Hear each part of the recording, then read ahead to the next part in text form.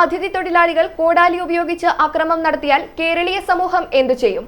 കേരളത്തിൽ നടക്കുന്ന ഇത്തരം പ്രാകൃതമായ അക്രമങ്ങൾ അംഗീകരിക്കാനാവില്ല. ലഹരി ഉപയോഗം കേരളത്തിലെ യുവതലമുറയെ നശിപ്പിക്കുന്നു. പൊതുപരിസ്ഥിതിയെ അപകടപ്പെടുത്താത്ത രീതിയിലുള്ള പ്രവർത്തനങ്ങളാണ് നടത്തേണ്ടത്.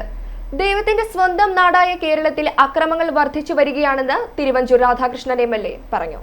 നാട്ടിൽ കോവിഡ് വന്ന കാലത്ത് അന്യദേശത്തു നിന്ന് വന്ന തൊഴിലാളിക്കൊക്കെ നമ്മൾ സത്യം പറഞ്ഞാൽ അവരെ നമ്മളുടെ അതിഥി തൊഴിലാളികളായിട്ട് വെച്ചത്. കാരണം അതിഥി തന്നെ കോടാലി എടുക്കാൻ തുടങ്ങിയാൽ നമ്മൾ വീട്ടിലിരിക്കുന്ന ആതിഥേയൻ എന്ത് ചെയ്യും? അപ്പം നമുക്കിത് വളരെ കൃത്യതയോടുകൂടി നമ്മുടെ നാടിൻ്റെ പൊതുപരിസ്ഥിതിയെ അപകടപ്പെടുത്താത്ത വിധത്തിൽ മുന്നോട്ട് കൊണ്ടുപോകാൻ കഴിയണം. കേരളത്തെക്കുറിച്ച് ലോകമെമ്പാടുമുള്ള ഏറ്റവും വലിയ കാഴ്ചപ്പാടുന്ന സമാധാനപരമായ സ്ഥലമാണ്. അതുകൊണ്ടാണ് ദൈവത്തിൻ്റെ സ്വന്തം നാട് എന്ന് പറയുന്നത്.